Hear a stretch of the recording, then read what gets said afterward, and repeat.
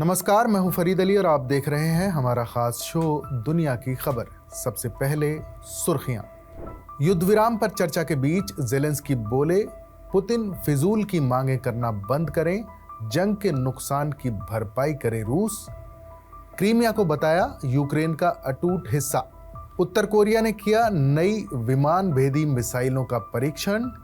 America और दक्षिण Korea ने दी गंभीर कदम उठाने की धमकी। चीन के खिलाफ युद्ध की खुफिया रणनीति एलन मस्क के साथ साझा करेगा पेंटागन। ट्रंप ने किया न्यूयॉर्क टाइम्स की खबर का खंडन। 3 भारतीय नागरिकों को इंडोनेशिया में मिल सकती है मौत की सजा, ड्रग तस्करी का है आरोप। भारतीय रिसर्चर बदर खान को बड़ी राहत, डिपोर्टेशन पर लगी रोक। हमास के लिए प्रोपेगेंडा के आरोप में गिरफ्तारी के बाद अमेरिकी अदालत ने पक्ष में सुनाया फैसला। वकील बोले, फिलिस्तीनी पत्नी की वजह से आए निशाने पर। हिजाब को लेकर 2 देशों में बवाल। कनाडा के स्कूलों में लगी पाबंदी तो साइप्रस के स्कूलों में मिली हिजाब पहनने की आज़ादी। लंदन में 24 घंटे के लिए बंद हुआ हीथ्रो एयरपोर्ट।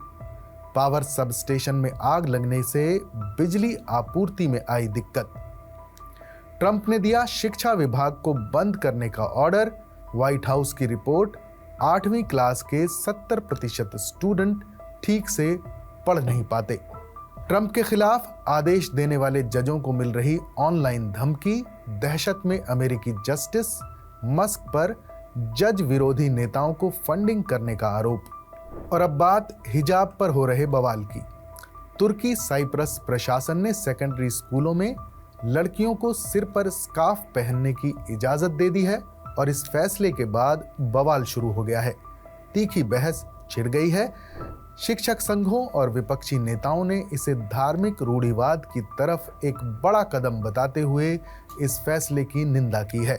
प्रशासन का ये कदम खास तौर से इसलिए विवादास्पद है क्योंकि उत्तरी साइप्रस का तुर्की गणराज्य पारंपरिक रूप से तुर्की की तुलना में ज्यादा धर्मनिरपेक्ष और सामाजिक रूप से उदार रहा है, जहां कुछ दशकों से राजनीतिक तौर पर धार्मिक प्रभाव बढ़ता जा रहा है। सोमवार को लागू हुए इन नए नियमों के मुताबिक छात्रों को धार्मिक कारणों से सिर पर स्कार्फ पहनने की इजाजत है, बशर्ते कि वो सादे एक रंग के हों और स्कूल की वर्दी से मेल खाते हों। हुर्रियत के मुताबिक ये कानूनी संशोधन तब पेश किया गया जब पिछले हफ्ते निकोसिया के इरसेन कुकुक सेकेंडरी स्कूल में एक छात्रा को सिर पर स्कार्फ पहनने की वजह से क्लास में आने से रोक दिया गया था। उसके परिवार की शिकायत के बाद राष्ट्रीय शिक्षा मंत्रालय ने इस मुद्दे को मंत्री परिषद के समक्ष उठाया, जिसने नए नियम को मंजूरी दे दी है। शिक्षा मंत्री नाजिम कैवुसोग्लू ने इस कदम का बचाव करते हुए तुर्की के अखबार सबा से कहा, हमारे हाई स्कूल और मिडिल स्कूल में कोई समस्या नहीं थी। इस फैसले के साथ हमने मिडिल स्कूलों में सिर पर स्कार्फ पहनने पर लगे प्रतिबंध को हटा दिया है।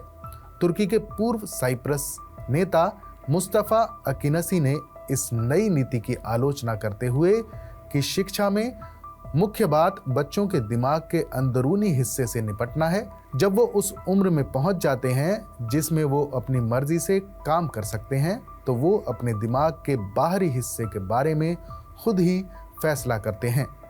विपक्षी रिपब्लिकन तुर्की पार्टी सीटीपी के नेता तूफान अरहुरमन ने उत्तरी साइप्रस में सत्तारूढ़ गठबंधन पर सामाजिक विभाजन को बढ़ावा देने का आरोप लगाया। उन्होंने चेतावनी देते हुए कहा कि आप इस बात से अनजान नहीं हो सकते कि जब आप ऐसा बदलाव करेंगे तो आप समाज में धर्मनिरपेक्ष शिक्षा और स्वतंत्रता को लेकर बहस, यहां तक कि टकराव भी पैदा करेंगे।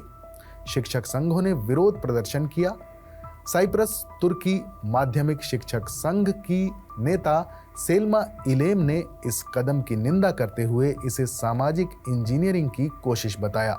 आलोचक जहां इस नीति को अंकारा के बढ़ते प्रभाव के रूप में देख रहे हैं, वहीं परिवहन मंत्री एरहाम अरिकली समेत इस फैसले के समर्थकों का तर्क है कि साइप्रस गणराज्य में भी ऐसी ही नीतियां मौजूद हैं जो संभावित भावी संघ में धार्मिक आज़ादी पर विपक्ष के रुख पर सवाल उठाते हैं। उधर कनाडा में भी हिजाब को लेकर विवाद हो रहा है।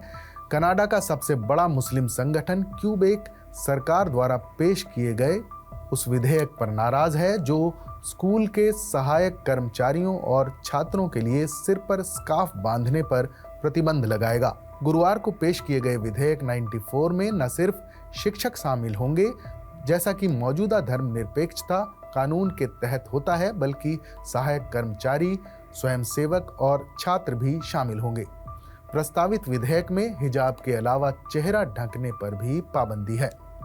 विधेयक के स्पष्टीकरण नोट में कहा गया है कि मुस्लिम लड़कियां स्कूल के परिसर में होने पर अपना चेहरा खुला रखेंगी। यही नियम मुस्लिम माता पिता पर भी लागू होता है जो अपने बच्चों को स्कूल से लेकर आते हैं।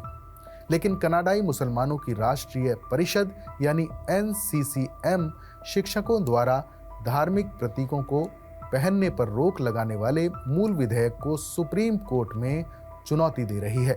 NCCM का कहना है कि नया विधेयक उनके अधिकारों का एक और उल्लंघन है और हिजाब पहनने वाले मुसलमानों को गलत तरीके से निशाना बनाता है।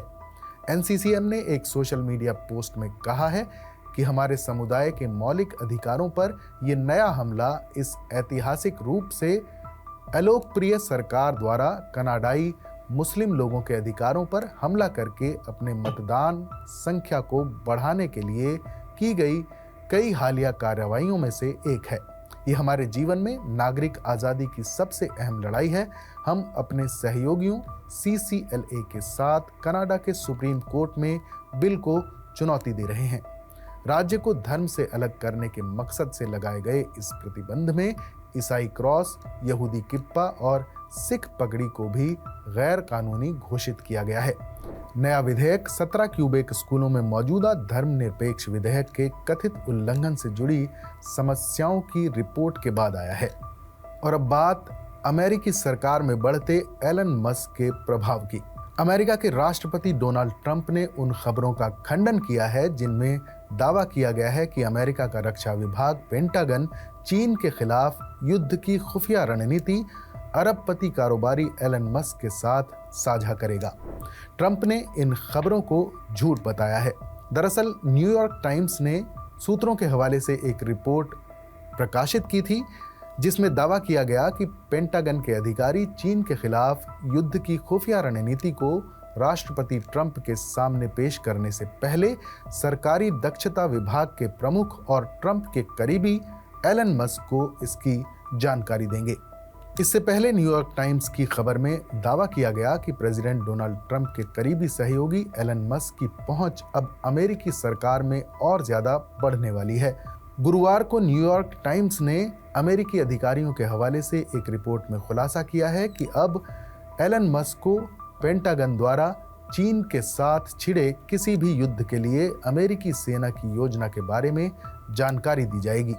खबर सामने आने के बाद ऐसा माना जा रहा था कि बारीकी से संरक्षित अमेरिकी सैन्य योजना तक पहुंच ट्रंप के सलाहकार के रूप में एलन मस्क की भूमिका का एक बड़ा विस्तार होगा। इससे पहले मस्क ने अमेरिकी सरकार के खर्च में कटौती की कोशिशों का नेतृत्व भी किया है। एलन मस्क की बढ़ती पहुंच को लेकर सवाल भी खड़े होते रहे हैं क्योंकि उनकी कंपनी टेस्ला और स्पेसएक्स दोनों के चीन और पेंटागन के साथ व्यापारिक रिश्ते जुड़े हुए हैं। ऐसे में देश के कुछ सबसे करीबी सैन्य रहस्यों तक एलन मस्क की पहुंच राष्ट्रपति डोनाल्ड ट्रंप के सलाहकार के रूप में उनकी भूमिका का एक बड़ा विस्तार है।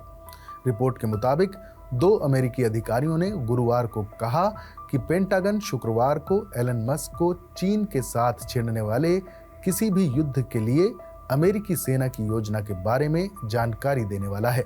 एक अधिकारी ने कहा कि ब्रीफिंग चीन पर केंद्रित होगी, लेकिन इसके बारे में ज्यादा जानकारी नहीं दी।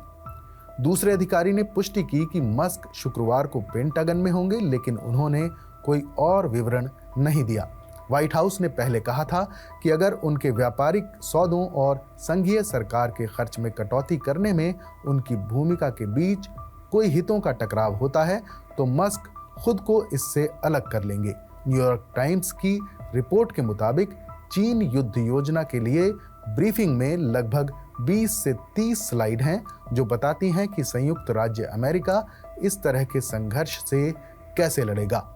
पेंटागन ने पुष्टि की थी कि मस्क शुक्रवार को आएंगे, लेकिन उन्होंने आगे इसका कोई विवरण नहीं दिया। पेंटागन के प्रवक्ता ने कहा, रक्षा विभाग शुक्रवार को पेंटागन में एलन मस्क का स्वागत करने के लिए उत्साहित है। उन्हें सचिव पीट हेगसेथ ने आमंत्रित किया था और वो अभी दौरे पर आए हैं। वहीं CNN की एक रिपोर्ट में कहा गया है कि मस्क के पास शीर्ष गुप्त सुरक्षा मंजूरी है। ट्रंप प्रशासन में एक विशेष सरकारी कर्मचारी के रूप में काम करते हुए मस्क को भी अमेरिकी सरकार की क्लासिफाइड हैंडलिंग प्रोसेस के मुताबिक विशेष जानकारी तक पहुंचने से पहले जानने की जरूरत होती है। रिपोर्ट के मुताबिक ये फैसला तब हुआ जब एलन मस्क को अमेरिकी सरकार में अपनी भूमिका पर जांच का सामना करना पड़ रहा है, जिसके बारे में व्हाइट हाउस ने कहा है कि वो एक विशेष कर्मचारी के रूप में काम कर रहे हैं। पिछले कुछ सालों के दौरान वॉशिंगटन और बीजिंग के बीच तकनीकी तक पहुंच, व्यापार शुल्क और साइबर सुरक्षा से लेकर टिकटॉक, ताइवान, हांगकांग, मानवाधिकार और कोविड-19 की उत्पत्ति तक के मतभेदों को लेकर सालों से तनावपूर्ण रिश्ते रहे हैं। हमारे इस खास शो पर अपनी राय हमें जरूर बताइएगा। बाकी देश और दुनिया की तमाम बड़ी खबरों के लिए देखते रहिए TV9 डिजिटल।